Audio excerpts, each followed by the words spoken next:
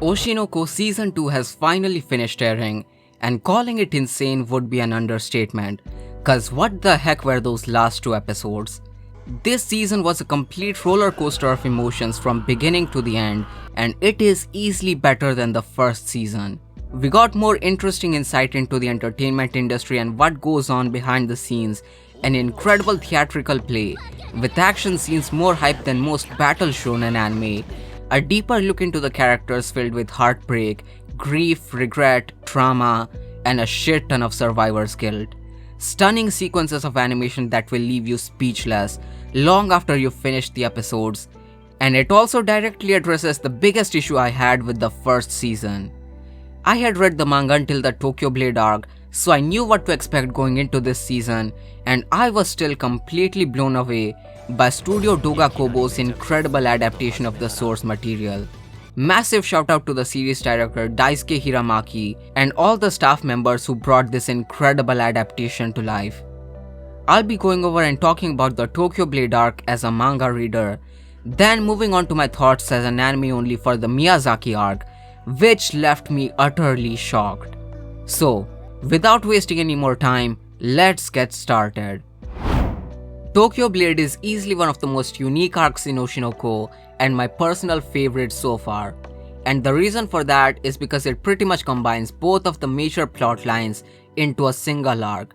During the first season, most arcs were dedicated to either the entertainment drama or the murder mystery, usually with little to no overlap between them, which was my biggest issue with the first season.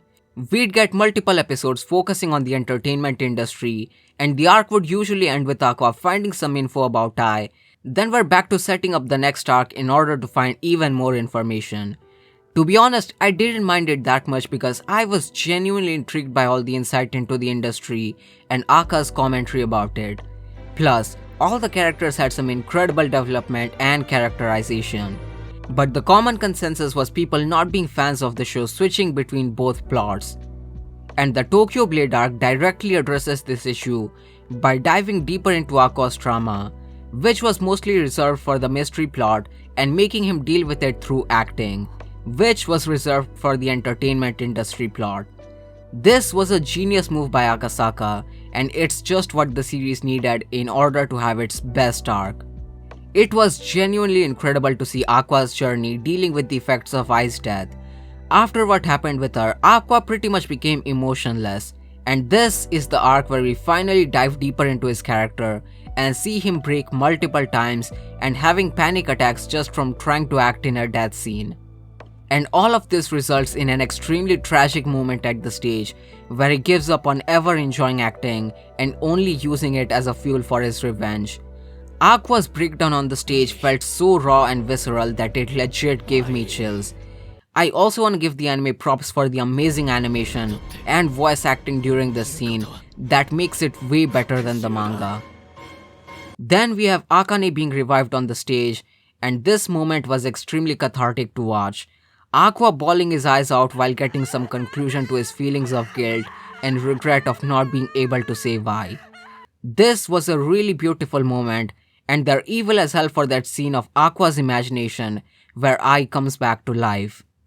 Kana and Akane's rivalry is also expanded on in this arc, and we get some nice characterization for both of them, especially Kana, as we get to learn more about her backstory and how her mom treated her and how she felt like she needed to survive in the industry no matter what. Akane is my favorite character in the series, so needless to say, I loved every single moment with her, especially when we start to see just how far she's willing to go for Aqua and really hammering it home that she's kinda crazy. That's the best part though. Akane shining on stage was great, and I also loved how she and Aqua managed to help Kana to bring out her full potential on stage.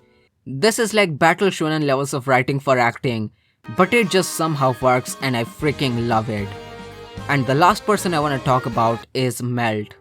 He is by far one of the most underrated Oshi No Ko characters, and his journey has been incredible to follow since the first season.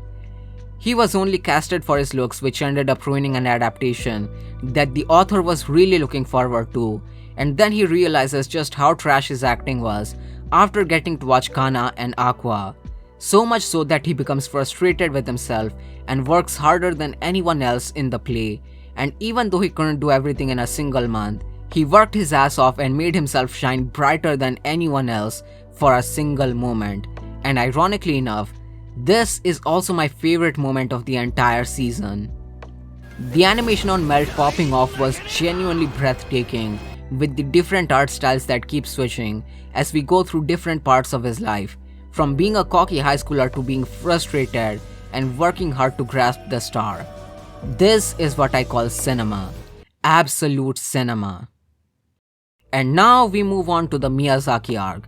As I said before, I stopped reading the manga around the beginning of this arc, and man, I was such a dumbass for putting it on hold when I did. I literally stopped like 2 chapters before we're officially introduced to the dad. It was pretty much impossible to avoid spoilers, so I knew what he looked like, but I still had chills watching him casually walking over to Ai's grave after passing by Ruby. And him being voiced by Mamoru Miyano tells me all I need to know about him. For those unaware, he has the same voice actor as Light from Death Note.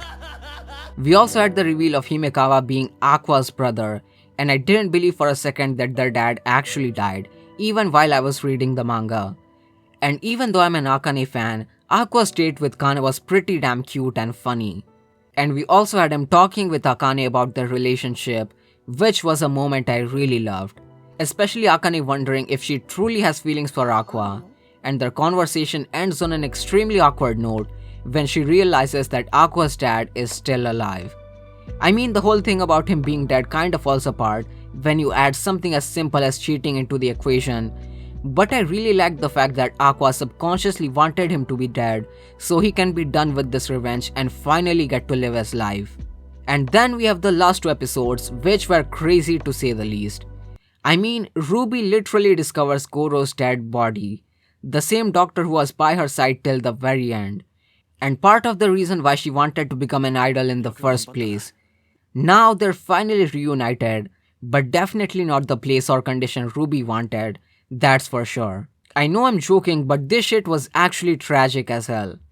We also get some more backstory and characterization for Goro, which makes the whole thing with Ai even more tragic because he's already lost his mother once.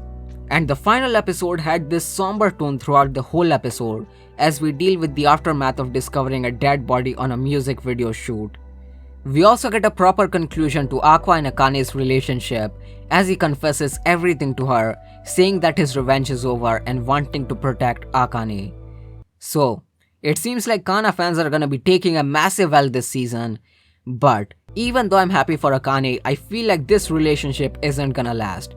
Plus, because it's Saka, I'm even more scared for Akane's well-being and wondering if she's gonna get killed. The highlight of the episode was definitely Ruby awakening her dark star eyes, and I had massive chills watching it unfold. I'm pretty sure the scene was animated by the same animator who did Aqua's Dark Star Awakening in episode 1, and man's on a 2 for 2 for animating bone-chilling scenes.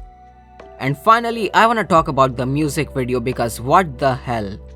We finally get a happy and upbeat song after one depressing ass episode, and they jump scare me with Ruby's eyes. This was an insanely cool music video to end off the season, a cute pop song with something dark and menacing hiding underneath.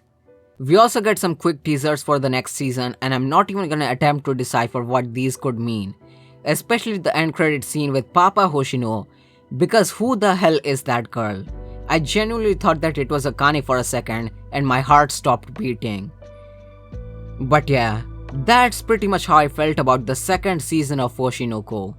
As I said before, this is way better than the first season aside from the first episode, and Tokyo Blade is my favorite arc so far.